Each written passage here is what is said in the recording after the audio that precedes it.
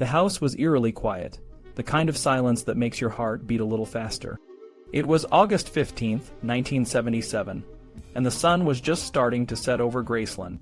Billy Smith, Elvis's cousin and one of his closest confidants, parked his car in the driveway and walked up to the front door. He hesitated for a moment, feeling a strange sense of unease. Something didn't feel right. Billy pushed open the door and stepped inside. The air was thick with the scent of Elvis's cologne, but there was an underlying tension, a feeling of something being off. He made his way through the familiar halls, his steps echoing softly. The house was empty except for Elvis, who was upstairs in his bedroom. As Billy climbed the stairs, he could hear the soft hum of Elvis's voice coming from the room. When he pushed the door open, he found Elvis sitting cross-legged in the middle of the bed, wearing his dark blue silk pajamas and a dark blue robe with gray stripes. Elvis looked up, his eyes tired and distant. "Hey, Billy," Elvis said, his voice low and strained.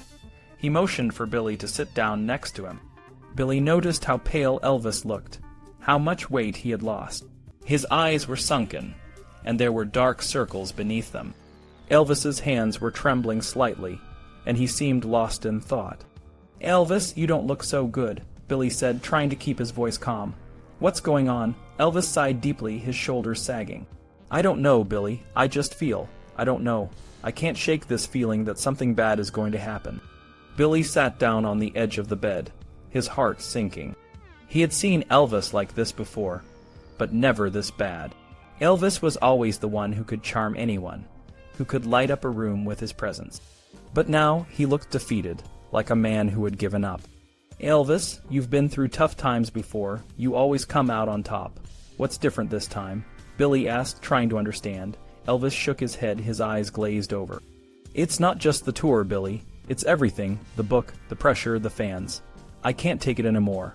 I feel like I'm losing myself, and I don't know how to stop it." Billy reached out and placed a hand on Elvis's shoulder. "You can do this, Elvis. You've always been strong. You can get through this. Just take it one day at a time." Elvis smiled weakly, but it didn't reach his eyes. "Thanks, Billy. I know you're right. I need to figure things out. I've been thinking about what I'm going to say to the fans if they start saying things about the book. I don't want to lie to them anymore. I need to be honest." Billy's heart ached. He knew how much pressure Elvis was under, how much he was struggling.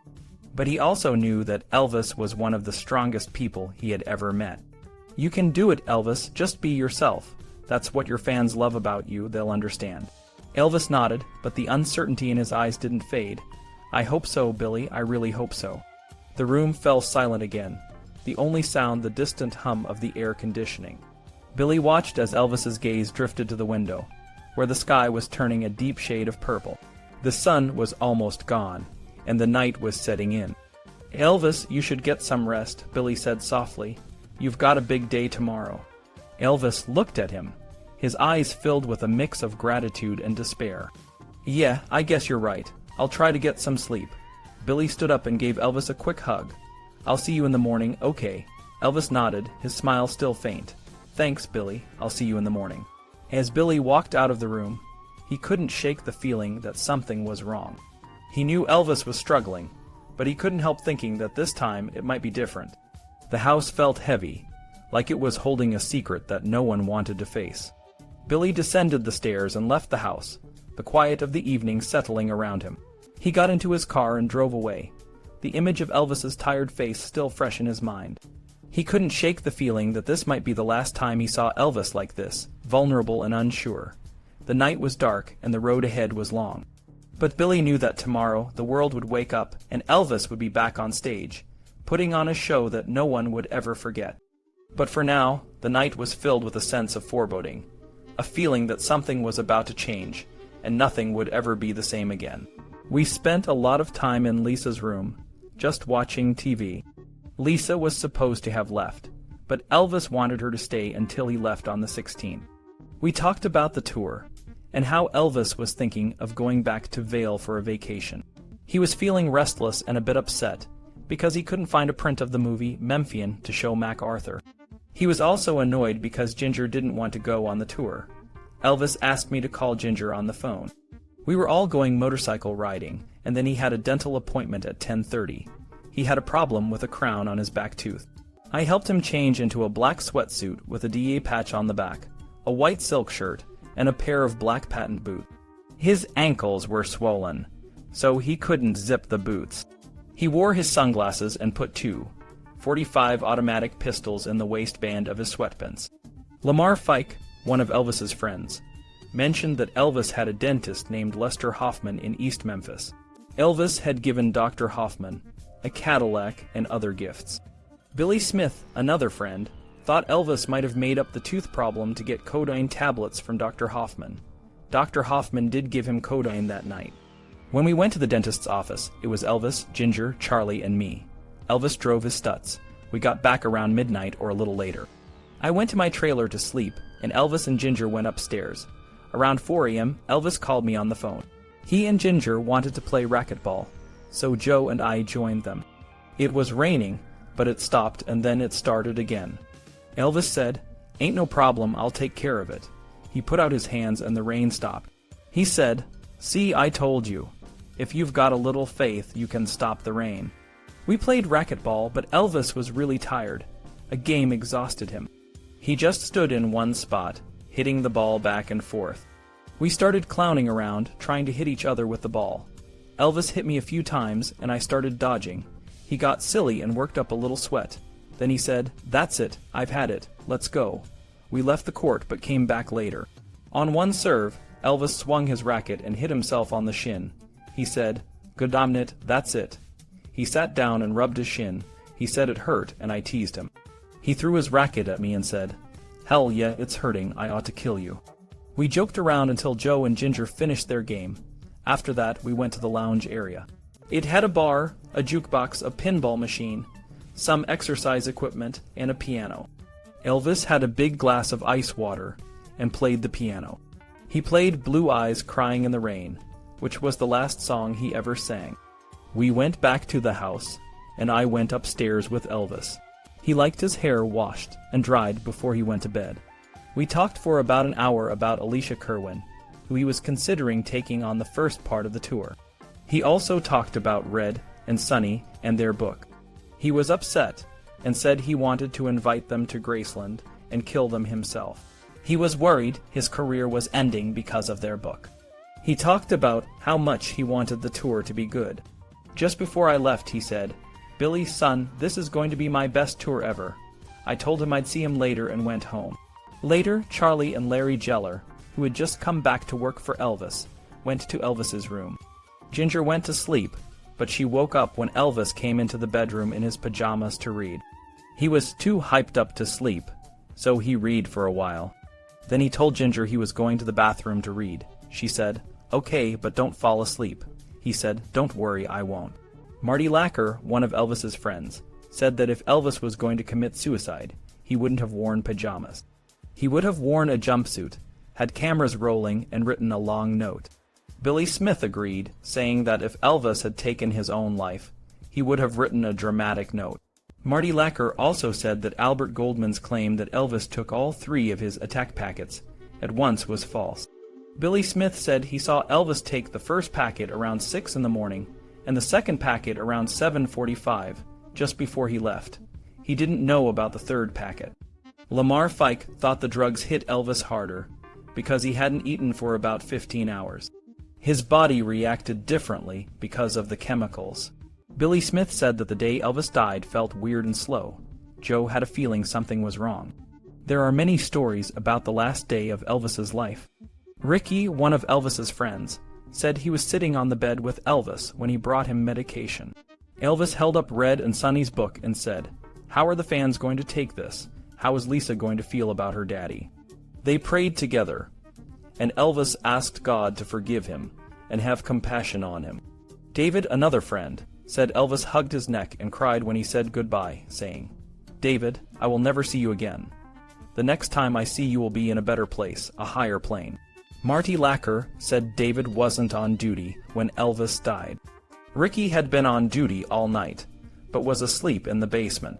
Billy Smith said the shifts were from midnight to noon, but neither Ricky nor David saw Elvis from the time he left at 7:45 until they found his body.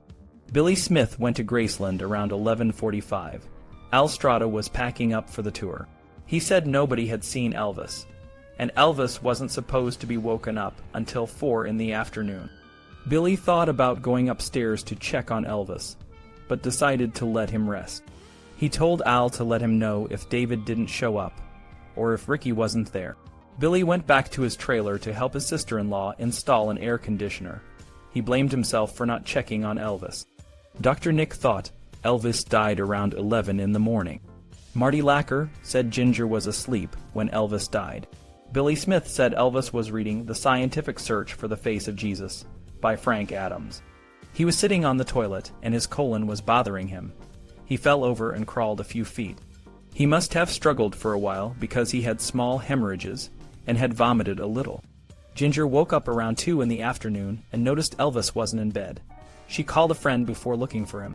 When she found him in the bathroom, he was on his left side, with his knees drawn and his hands under his face. His pajama bottoms were down, and his face was in the carpet with blood in his nostrils. She called for help, and Al Strada was the first to go upstairs. He panicked and called for help. Joe, who had just flown in from California, and Patsy Presley came up and found Elvis discolored and almost black from the waist up. Joe tried to revive him, but couldn't get his mouth open. Elvis's tongue was clamped down, almost cut in half. Joe called Dr. Nick and then Dr. James Campbell, but they couldn't help. Joe called the fire department for an ambulance. The paramedics thought it was Vernon having a heart attack. When they saw Elvis, they didn't recognize him because he was so dark and overweight. One of them, Ulysses Jones, said the body looked like a black guy and that they couldn't figure out why so many people were trying to revive him. They thought he was obviously dead. Al told them they thought Elvis had overdosed. The news spread like wildfire. Billy Smith, Elvis's cousin, got a call from his cousin Patsy, her voice trembling with fear. "I think you ought to get to the hospital," she said. Billy's heart sank. He had heard this before, but this time Patsy's voice told him it was different. "No, Billy, I think he's gone this time." She sounded desperate, and Billy's world began to crumble. He grabbed his motorcycle, but David showed up, and they sped off to Baptist Central Hospital together. When they arrived, the emergency crew, known as the Harvey Team, was already working on Elvis in Trauma Room 2. Charlie, Joe, and Al, who had been with Elvis when he collapsed, were in Trauma Room 1. Billy had a hard time getting past security until Marion Koch, a family friend, intervened. She recognized him and let him through. Joe put his hand on Billy's shoulder, his eyes filled with tears. "He's gone. I know he is." Billy felt a void open in his chest. Dr. Nick, Elvis's personal physician, walked out of the room, his face pale and tear-streaked. He looked at Billy and Joe and shook his head. "We've lost him." The words hit Billy like a physical blow. Dr. Nick asked if they wanted to see Elvis, but Billy couldn't bear the thought. He turned and ran out of the hospital, his mind screaming that this couldn't be real. Back at Graceland, the house was a different place without Elvis. Billy's wife, Jo, was waiting for him, her face etched with fear. "Tell me it's not true," she pleaded. Billy couldn't hold back the tears. "Oh God, Jo, he's gone." They collapsed into each other's arms, their world shattered. Meanwhile, in Portland, Maine, Lamar Fike was setting up security for an upcoming tour. He was exhausted after a long night of travel when Tom Hewlett burst into his room, saying the colonel wanted to see him. Lamar walked to the colonel's room, where everyone was somber. The colonel, standing close to Lamar, said, "Elvis is dead." Lamar's initial reaction was anger. "You finally ran him into the ground, didn't you?" He felt a mix of grief and frustration, knowing he had warned them about Elvis's health. Lamar had to fly back to Memphis. The flight was tense, with reporters on the plane trying to get a story.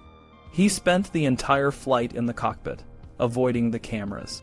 When he arrived in Memphis, he was met by friends who took him to Graceland. The house was filled with a heavy silence, and the news of Elvis's death seemed to echo in every room. In California, Marty Lacker was driving home when he heard the news on the radio. Elvis Presley is dead. His heart raced as he tried to process the information. He almost crashed his car, but he managed to pull over. His family was waiting, their faces filled with fear and tears. Marty called Graceland, and Larry Geller confirmed the worst. Marty's world felt like it was spinning out of control. He wanted to be there for the funeral, but was torn between his family and his loyalty to Elvis. In the end, he stayed home, watching the funeral on TV, his heart heavy with regret. The news of Elvis's death spread, and people all over the world mourned. Vernon Presley, Elvis's father, was devastated. He had been with Elvis in the bathroom when he collapsed, pleading, "Don't go, son, you're going to be all right." But it was too late. Vernon's breakdown was intense, and he was taken to a separate room to grieve. Dr. Nick, who had been with Elvis in the ambulance, tried to revive him, but it was clear that Elvis was already gone. The autopsy revealed a mix of drugs in Elvis's system, including codeine, morphine, and several sedatives. The toxic levels of codeine were particularly alarming, leading some to believe it was the primary cause of his death. However, the official cause of death, as announced by the medical examiner, was cardiac arrhythmia due to undetermined causes. The loss of Elvis was a shock that resonated with everyone who knew him. For those who were close to him, like Billy, Lamar, and Marty, the pain was overwhelming. They each processed the news in their own way, but the emptiness left by Elvis's absence was a constant reminder of what they had lost. The news of Elvis's death shook everyone to their core.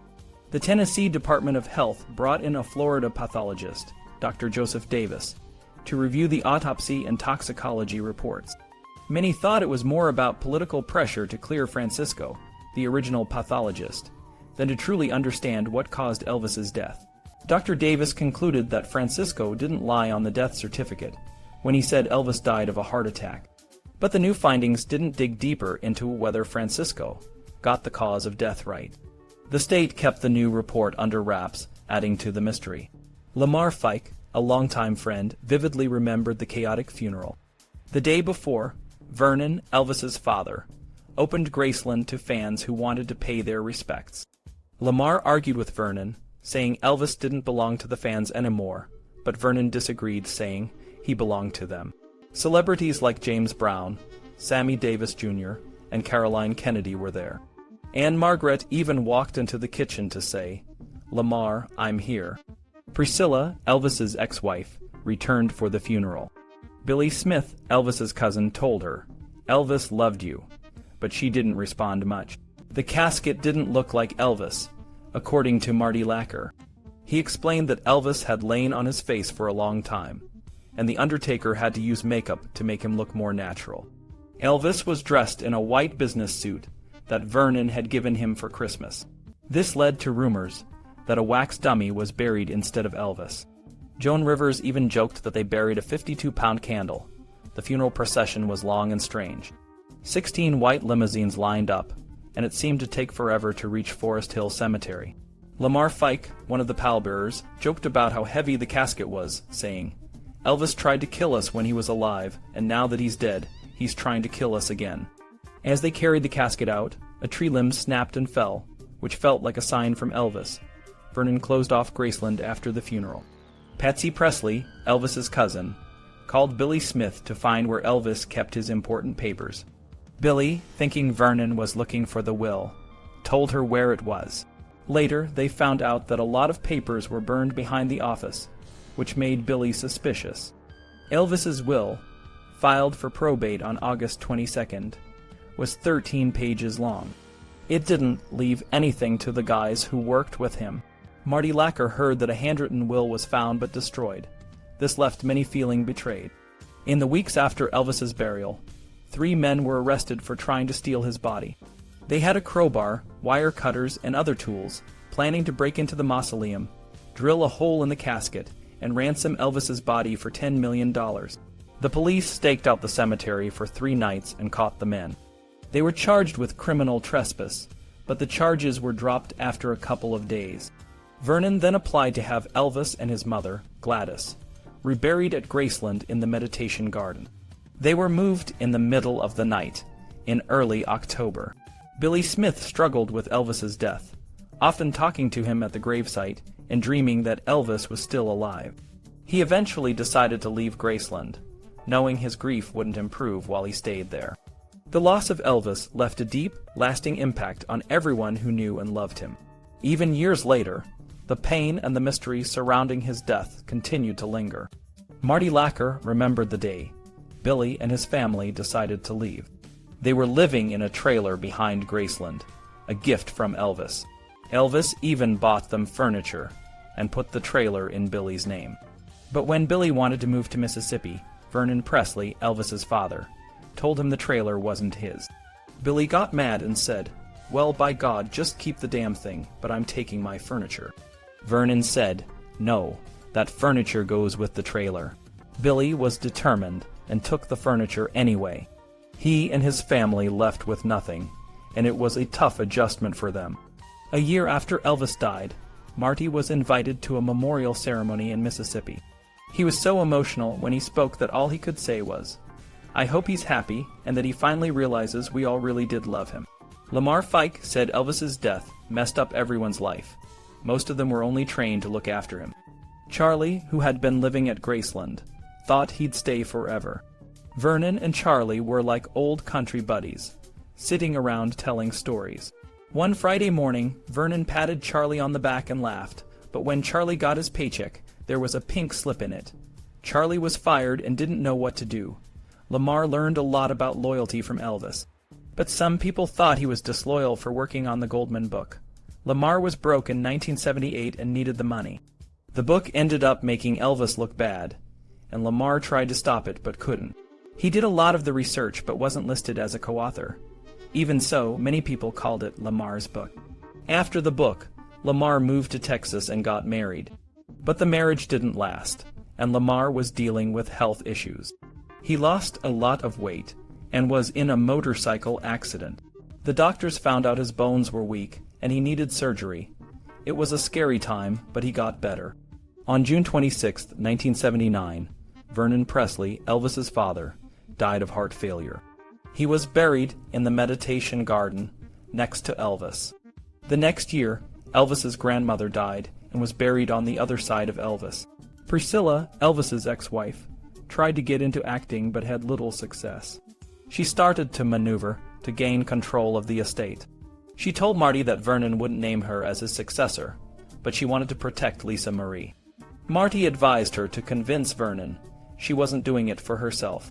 Vernon was the executor of the estate, and if he died without naming someone, the National Bank of Commerce would take over. Priscilla was desperate to control the estate, even though Elvis didn't want her to. Priscilla told Marty her father wanted to buy a liquor store, and Elvis had agreed to give him $100,000. But after Elvis died, Vernon wouldn't honor it. Priscilla ended up becoming an executor, along with Joe Hanks and the National Bank of Commerce. In 1979, Priscilla filed a lawsuit against Marty over money Elvis had given him. The estate claimed it was a loan, even though Elvis said it was a gift. Marty fought back, saying Elvis had promised to pay him $50,000 for a karate film. The lawsuit was dropped, but the tension remained. Priscilla became the chairwoman of Elvis Presley Enterprises and was seen as the keeper of Elvis's legacy. The estate grew from $4,099,999 to about $100 million, earning $15 million a year. But many fans didn't like her and thought she was greedy. Marty said she was more interested in money than in Elvis. Billy Smith thought Priscilla was gold digging and making a good living from the estate. He was surprised Vernon let her take over. Billy wondered why Priscilla didn't go back to her maiden name, if the Presley name was such a disadvantage. Priscilla was supposed to give control of the estate to Lisa Marie when she turned 25, but she didn't. The court extended it until Lisa was 30. Lamar thought Priscilla was a smart businesswoman, but not the brains behind the estate. She had advisors who helped her a lot. Graceland became a tourist attraction to help pay for its maintenance. Marty said it was now just a cold place where people worked. Billy remembered talking to Dick Grob about opening Graceland to the public. Vernon had considered it, but never followed through. The costs of maintaining Graceland were high, and the estate needed the money. Priscilla saw the potential and made it a major tourist site, but some wondered if she cared more about the money than the legacy. The strain of losing Graceland was heavy on the Presley family. Priscilla, Elvis's ex-wife, decided to open it to the public to save the estate. It cost a whopping $560,000 to get Graceland ready, plus an extra $60,000. To manage this, Priscilla hired Jack Soden, a stockbroker from Kansas City, to be the CEO of Elvis Presley Enterprises. Soden was a smart choice. They made back the $560,000 in just 38 days. After moving to Mississippi, I went back to work for the railroad as a car inspector. But a twist of fate left me with a back injury, and I couldn't work there anymore. Times got tough, and we had to sell a lot of the things Elvis had given us just to survive. In early 1982, I heard Graceland was going to open to the public. I thought, why not, and went to apply for a job.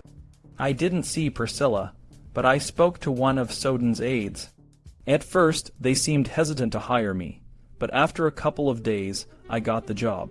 Because I knew Graceland inside out, they had me set up certain rooms, like the trophy room. I had to organize all the records and catalog everything. I felt like I did a great job, but then they made me a tour guide. I had to buy my own uniform, and it felt pretty demeaning, but I needed the job. One day Priscilla came to Graceland and saw me working as a tour guide. She hugged me and said, "It's good to see you again." I thought she might pull me aside and say, "You don't need to be a tour guide," but she didn't. A little while later, they raised my salary, probably because Priscilla said something. Eventually, they made me a tour guide supervisor, but even after almost 2 years, I was still making less than I did with Elvis in 1977 or at the railroad. I was pretty unhappy. I didn't like how Priscilla started acting like Elvis, expecting everyone to gather around her. She also treated Patsy Presley Gamble poorly, yelling at her and giving her orders. This made me bitter. In 1983, Jack Soden fired me, saying I had a love-hate relationship with Graceland. He was right. I loved Graceland, but I hated the people running it. After I got fired, I tried to call Priscilla. Lisa answered, but Priscilla never called back. Priscilla played favorites, and Jerry Schilling, another friend, worked himself into the estate and made a good living out in California. But I got the shaft. I don't have much feeling for Priscilla, but I can let bygones be bygones. What I can't understand is why she doesn't have much feeling for Elvis. She says she understands him better now, but when I knew her, she was cold and hard. Since Elvis died, Priscilla has kept Lisa away from the family. It's like she told her, "They're lower class, you don't want to associate with them." This hurts a lot. The last time I saw Lisa was when I worked at Graceland.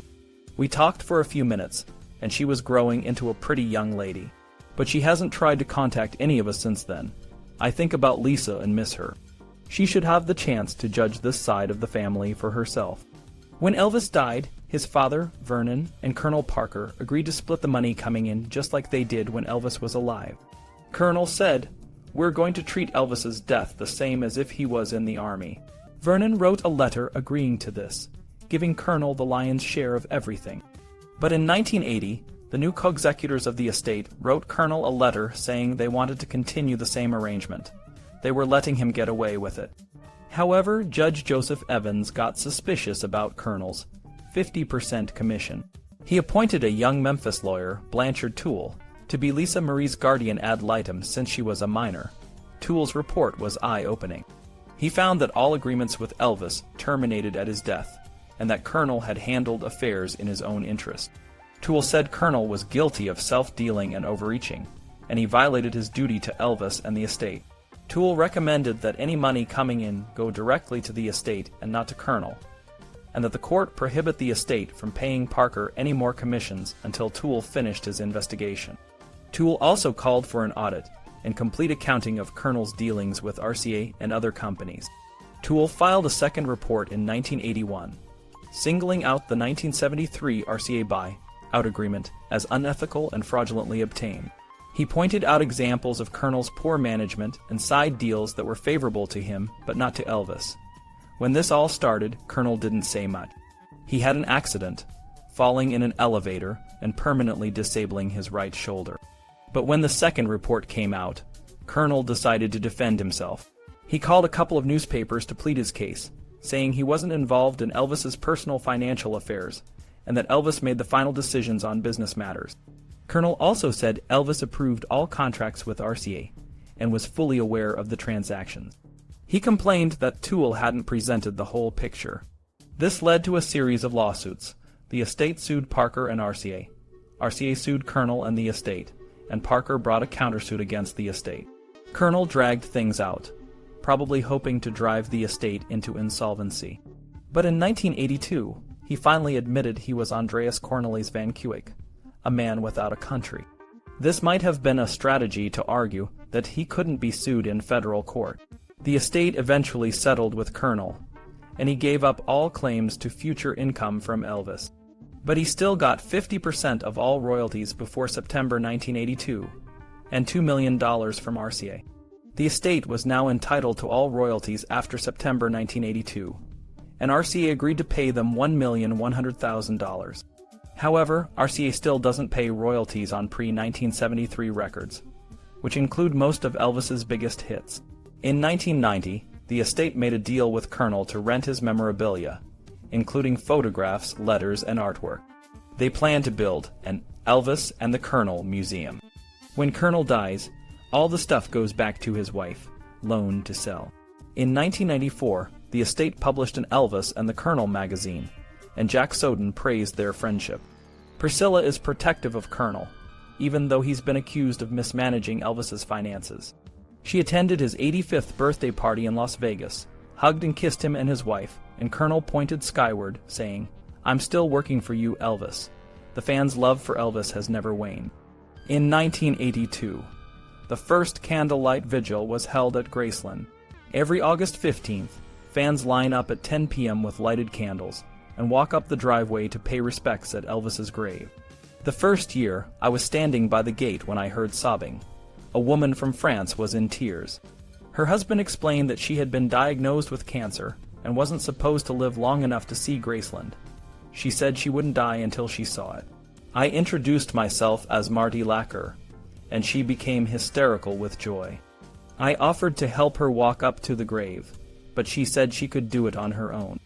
With her husband's support, she walked up to Elvis's grave. I'll never forget that moment. Billy Smith leaned back in his chair, his face creased with the weight of years and memories. One of the things Blanchard Toole recommended was that the estate not file a wrongful death action against Dr. Nick. In 1979, the Tennessee Board of Medical Examiners went after him for overprescribing. That same year, someone took a shot at him at a football game here in Memphis. It was pretty weird. Marty Lacker nodded, his eyes distant. That was strange. Around the time of the hearing, Dr. Nick took a guest, Dr. Charles Thomas Langford, to the Memphis State, Utah State football game at the Liberty Bowl. Dr. Langford sat right behind Dr. Nick in the stands. Near the end of the game, Dr. Langford got shot in the shoulder. The police didn't know if someone just randomly shot a bullet up in the air or if they missed the guy they were after. Billy continued, in January of '80, the board suspended Dr. Nick's license for 3 months and put him on 3 years probation. Then, a month after he started practicing again, the Shelby County Grand Jury indicted him on criminal charges of overprescribing drugs to 10 of his patients, including Elvis, Jerry Lee Lewis, Marty, and Alan. Dr. Nick's attorney was James Neal, the Watergate prosecutor. He argued that Dr. Nick was trying to cure Elvis with what they called drug maintenance. Lamar Fike chimed in, "The defense called me to be a witness. I told them you don't need me there, he'll go to prison if I come." Marty added, "When all this first came down, I told everyone, the only way you're going to get me there is if you subpoena me." So they did. Both me and my wife were subpoenaed as witnesses for the prosecution. Marty recounted, when Jim Neal heard that, he asked me to come and talk to them. They had a huge room set up at the Pilot Hotel by the Mississippi River. Neal started talking, and I noticed Dr. Nick wasn't in the room. I said, "Wait a minute, where's Nishapoulos?" Neal said, "He's in the other room." I said, "Well, I'd like for him to hear what I've got to say." So they brought Nick in, and I told him how most of us felt about him and what he used to do. I told him that he, Joe, and Jerry walked around like they were special, and it caused a lot of problems in the group. I said, "I'm not going to get up in court and say anything that will hurt you. I think you've suffered enough." Billy interjected, "I had to look at both sides. Why not go after Dr. Gainham? He wrote a lot of prescriptions too. I'd like to see Elvis's bill from him, or from Dr. Shapiro. How about Dr. Kaplan? Dr. Nick wasn't any worse than these other guys. If he had been, I might have testified against him. The difference I saw was they'd give all the drugs to Elvis at once, but Dr. Nick kept most of it in his bag. So I testified for the defense. The assistant district attorney, James D. Wilson, thought he was being real clever. I told him about the placebos and Dr. Nick tried to slip to Elvis. We even drained the Placidyls, but he was trying to catch me. He said, "How do you drain a tablet?" I said, "You don't. You try to find something close and replace it with that." I said, "Have you ever looked at a morphine tablet? It'll look just like a saccharin tablet." The fans don't understand why I testified for Dr. Nick. A lot of them were mad at me for that, but the man cared, and I'd hate like hell to have been Dr. Nick and had Elvis Presley for a patient. Even now, people say, "Why didn't you all help Elvis?" You know how I answer that. I say, "Put yourself in my shoes and tell me how you'd handle it." Marty said, "Evidently, the jury believed Billy and that Good Samaritan defense." Dr. Nick got acquitted in November of '81, on all counts. Lamar laughed. "It's funny the turns things take. In 1990, Dr. Nick went around saying he thought Elvis was murdered. He hooked up with a writer named Murray Silver, who did that Jerry Lee Lewis book. They sent a book proposal around New York saying Elvis probably died from a karate chop to the neck. Red West saw that and said, 'I'm glad I didn't see the son of a bitch. Red would have torn his head off. Nick is tired of being blamed for Elvis's death, but he's also desperate for money.'" Billy added, "You know what else Dr. Nick said? He hinted to an editor at a tabloid that Elvis was gay. I guess he thought it would sell his story, and he needs money, because they've got him again." Marty nodded. The state filed new charges against Dr. Nick in 1992. They've got him on 3 charges of overprescribing and unprofessional, dishonorable, or unethical conduct, with gross malpractice, ignorance, negligence, or incompetence. They want his license for good this time. Lamar sighed, "We've all been through a lot, but there are bright spots too. Before I married Janice, I was dating a girl named Mary, a flight attendant. I was very much in love with her, but I was working on the Goldman book, and I was burnt out. Mary wanted to get married, and I said, 'I'll never get married. You can take that to the bank.' So she married another guy, and then I married Janice. After I divorced Janice, I called Mary, and we've been married for 10 years. Ricky Stanley, who became a minister after Elvis died, married us in Waco. Mary's been the best thing that ever happened to me. We laugh a lot and have a lot of fun. She's more than a wife. She's a buddy. When she looks at me, she doesn't see how big I am. She sees me the way she wants to see me. And at best, I am very hard to live with. I have a difficult time sharing myself with a person. I think we all developed that trait from Elvis. Down in Waco, I didn't know if I'd ever get back into the music business. I went into the car business and had 2 van conversion plants. I thought I knew what I was doing, but I learned quickly I didn't. The Texas economy did a nosedive, and I lost over $1 million. That was a very tough fall. I washed out and went bankrupt. Mary said, "Look, I'm moving to Nashville. I think you should go back and work in the publishing and entertainment business." She said, "If you don't go, I'm going without you." So we packed up and left in '83. I pretty much had to feel my way back.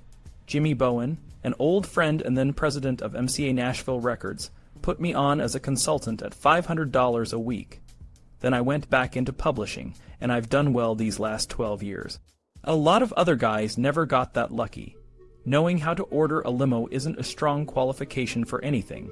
With some of the guys, it was like death of a salesman, and still is. It's really sad. Marty added, "Red's done well. When the furor over his book died down, he got back into acting. He's turned into a very good character actor and done a lot of pictures, like Roadhouse with Patrick Swayze, and a lot of television. Red has an acting school in Memphis now.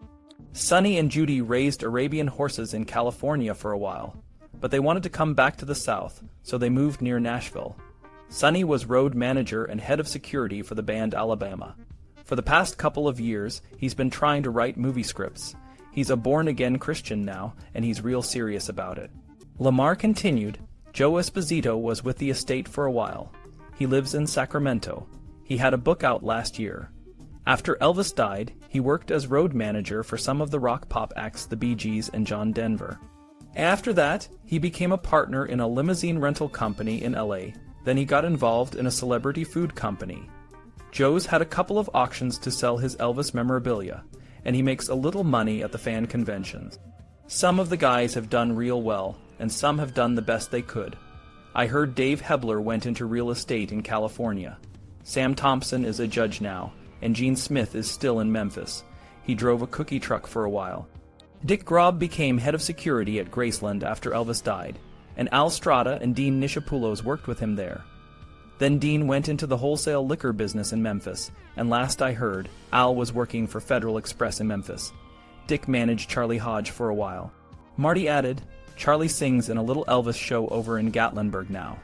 He's just perpetuated the same old stories about Elvis for years. When the state first went after Nishapoulos, Larry Hutchinson, the chief criminal investigator for the Attorney General, interviewed Charlie about Elvis's drug abuse. Hutchinson said he was in love with Elvis and would tell any lie he could to protect Elvis's image. I don't think it was just Charlie being loyal. He was also trying to jump back on the gravy train. During the first couple fan festivals after Elvis died, he charged people $5 to $10 to have their picture taken with him. Richard Davis has done some of those Elvis conventions too. For a long time, he helped George Klein set up DJ booths in nightclubs. Right now, he's working internal security for one of the new gambling casinos in Tunica, Mississippi. Klein picks up a few pennies with the estate, but mostly he works in a casino in Tunica too. Lamar said, Jerry Schilling had that cozy estate job. He managed Lisa Marie's singing career for a while and co-produced the short-lived TV series Elvis. He had a couple of film editing jobs in Hollywood, and then tour managed Billy Joel when Joel started out. I think he's doing freelance production work now. He was involved with the History of Rock and Roll, that syndicated mini-series. Marty has his own advertising and sales firm. He does marketing and promotion projects for various companies.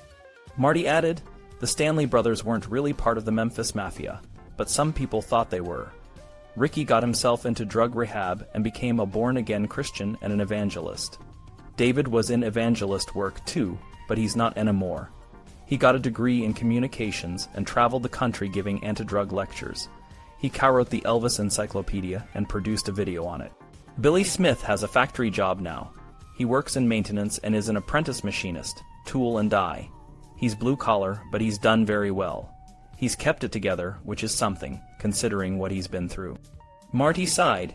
Since his death, Elvis has become an even bigger magnet for crackpots and con artists. There are a lot of devoted fans, but a whole array of opportunists have come out of the woodwork. Even Elvis's undertaker was writing a book, but the man died.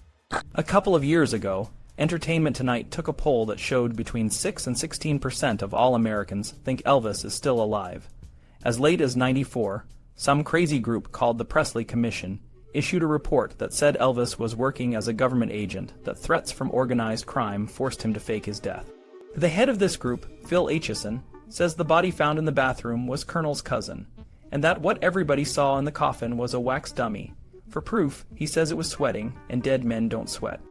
What started all this was Gail Brewer Giorgio's 1988 book, Is Elvis Alive? She never actually said Elvis didn't die, but she fed people's hope that he was still around. That's what started all the rumors that Elvis was seen in Michigan and at Burger King's Coast to Coast. There's no end to it. Lamar said, somebody asked me, Lamar, are you sure that Elvis is dead? I said, I think a rock's got more life than Elvis. When you think about how this story continues to evolve, it's really amazing. In '93, Dee Presley had her lawyers look into her divorce from Vernon. She thinks it wasn't binding. The judge in the Dominican Republic supposedly caused some kind of a problem. Dee's after the estate, and I think she's got him cold turkey. If she's still legally married to Vernon, just think what that means. Whoa, that could change everything. Marty added, it's interesting to see how the women have gained control of it all, or tried to, and how they've handled it. Lisa's a high school dropout. For a while there, it looked like she was going to end up like her father, a drug addict. She talked in an interview with Life magazine about going on a 3-day coke high when she was 14. That was before she decided to go off drugs for good. Priscilla put her in the Church of Scientology's main facility out in L.A., the Celebrity Center International, which is a kind of detox center. Scientology is pretty anti-drug. And now, of course, Lisa's marriage to Michael Jackson puts everything about the estate into question. In '88, when Lisa married Danny Keough, she seemed to want nothing to do with the estate. But after she married Michael something Priscilla says she didn't know about ahead of time, By the way, Lisa started making noises about turning Graceland into a private home again, which must make the estate real nervous, because Lisa says that's why she extended her mother's executorship to begin with, to quell the rumors that when Lisa took over Graceland, she was going to sell it. The investors were freaking out.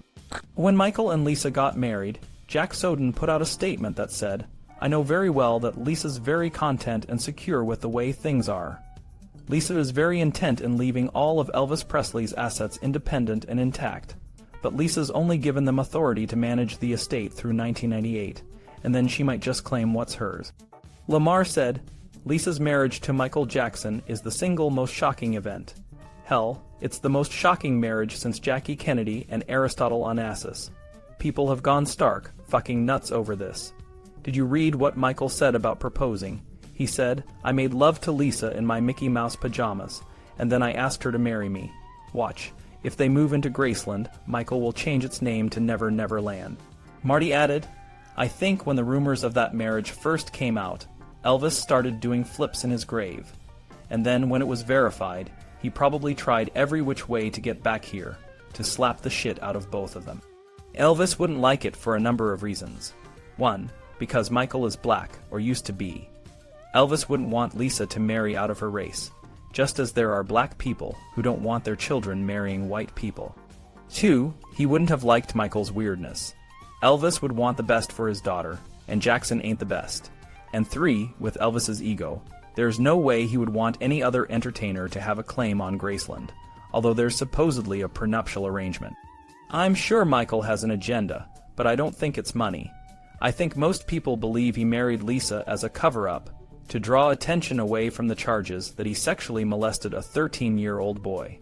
The only person I know who says he believes they're actually in love is George Klein. Billy Smith still remembers the day in 1967 when he walked into the room and heard Elvis talking to Priscilla about something deeply personal, something from Billy's childhood that he had never shared with anyone. It was a painful memory, and Billy was shocked that Elvis would reveal it. He felt betrayed and couldn't believe it. When Priscilla left, Billy confronted Elvis, asking why he would tell such a secret. Elvis was genuinely sorry and wanted to make things right. A few weeks later, Elvis came up with an idea. He suggested they make a pledge, a promise that they would never share each other's secrets again. It was a way to rebuild the trust between them. They went to Elvis's bedroom, dimmed the lights, and sat on the bed in the dark. They placed their hands on each other's hearts and repeated the pledge together, memorizing every word. It was a powerful moment, and they both cried, knowing how important this was. The pledge had two secret parts, a special word and a unique embrace. The word was a combination of parts of other words, a kind of password that only they knew. Whenever Elvis wanted to talk about something private, he would use this word, and they would find a way to be alone. The embrace was a specific way of hugging that they could recognize even in complete darkness. It became their silent code, a way to show they still trusted each other. For the rest of their lives, Billy and Elvis never broke this pledge. Not once. They kept their secrets safe, and their bond unbroken. Even after Elvis was gone, Billy never forgot the promise they made. He knew that Elvis meant it as much as he did, and it was a connection that would last forever.